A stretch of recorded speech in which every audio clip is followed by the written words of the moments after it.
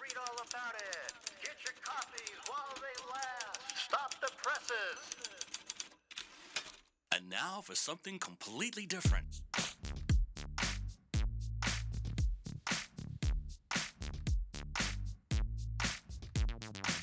Are you ready for a little truth?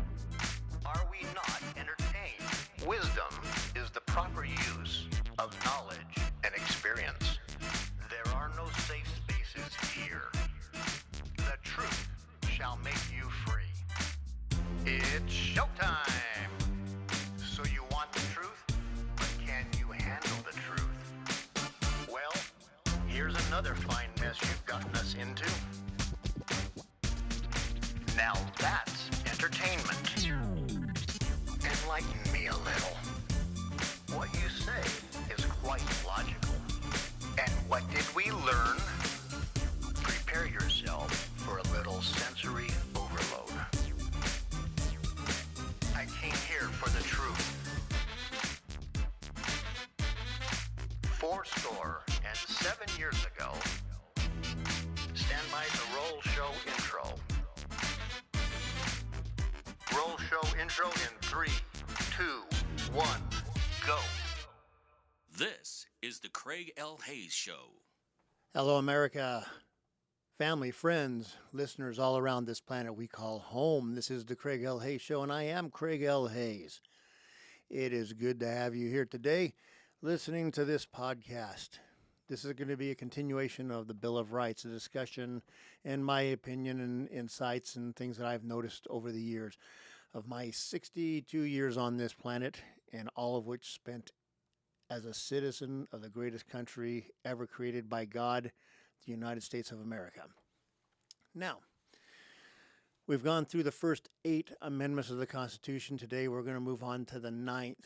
The 9th has some exceptionally important things in it that we have to understand and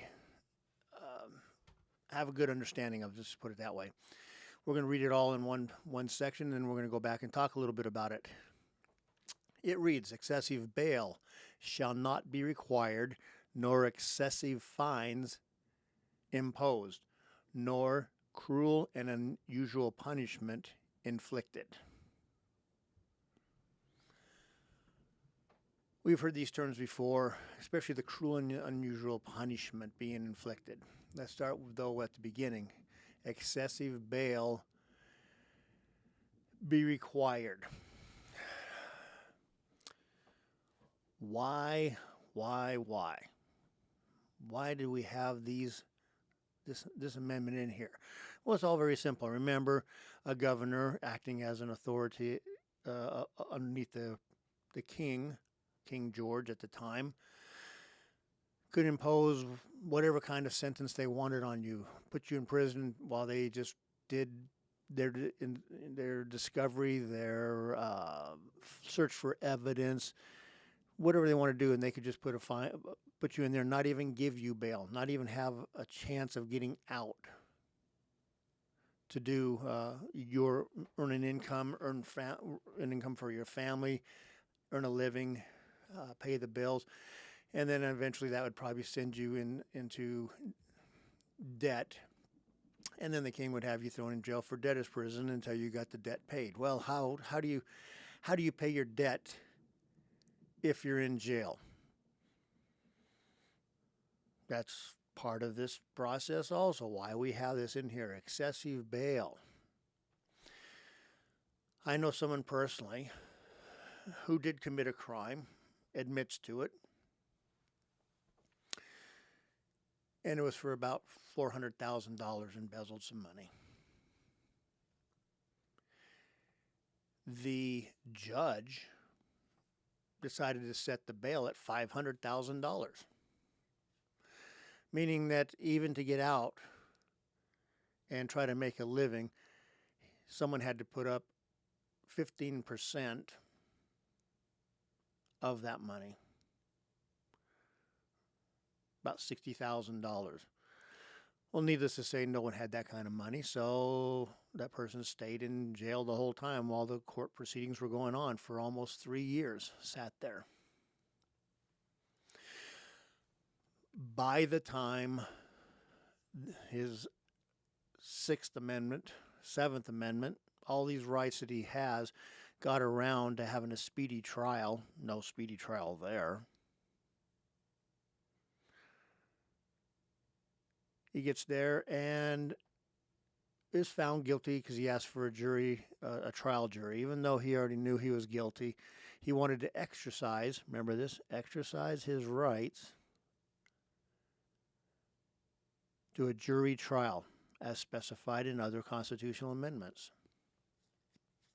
So they went through the process. It didn't take long, a few days, and the trial was over and found guilty. Now, he already knew he was. He had already admitted that he had done this, but wanted a jury trial anyway to ensure that his rights were being protected.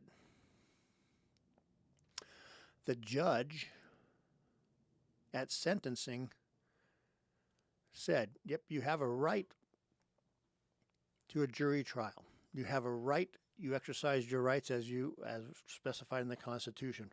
But because you inflicted extra cost on the court, I'm doubling your sentence. Wait a second. I didn't read anywhere in anything that said you could double a sentence on somebody for exercising their constitutional rights. This was taken up into different places and looked at, and they said, yeah, you're right.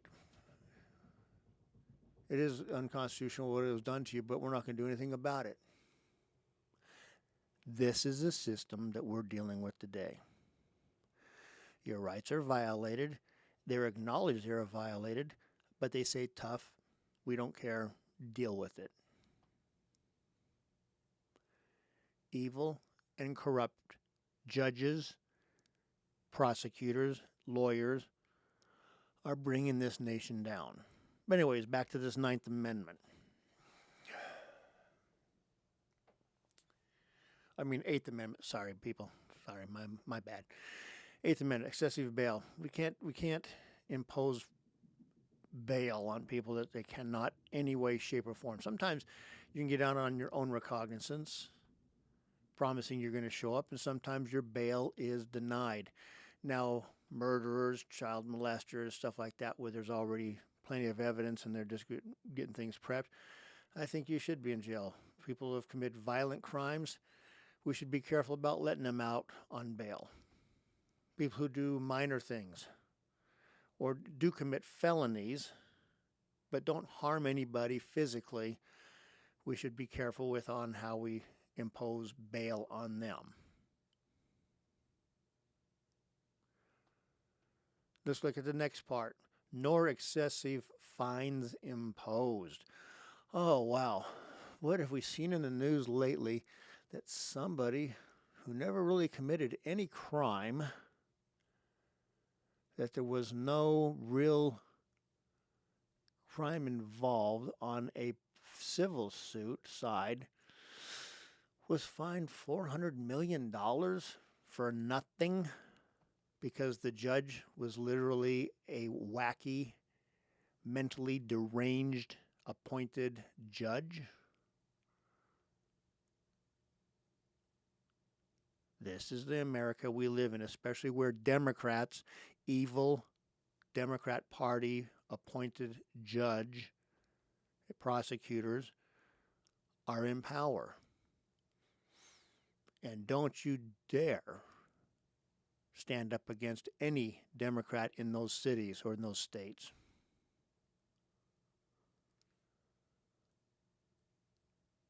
Excessive fines. Yeah, well, then a court of appeal knocked it down to $150 million. If it's $1, it's too much of a fine because there was no crime committed. There was nothing illegal took place. It's just that the way this mentality is, if they hate you, they're going to find a reason. It's the old Stalin thing, find me a man, I'll find a crime to fit it and get him out of your way. That's what they're doing. Nor cruel and unusual punishment inflicted. That is probably the most important part of this.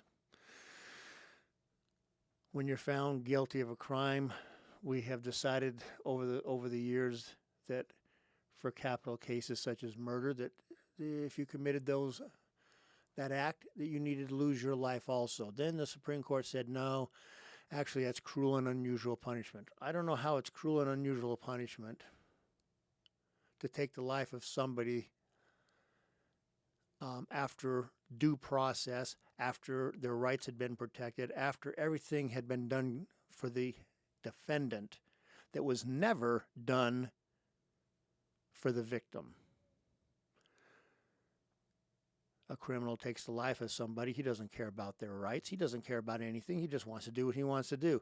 But then all of a sudden we have to protect this person from cruel and unusual punishments. Well, eventually the Supreme Court got their head together and said, it's not really a crime.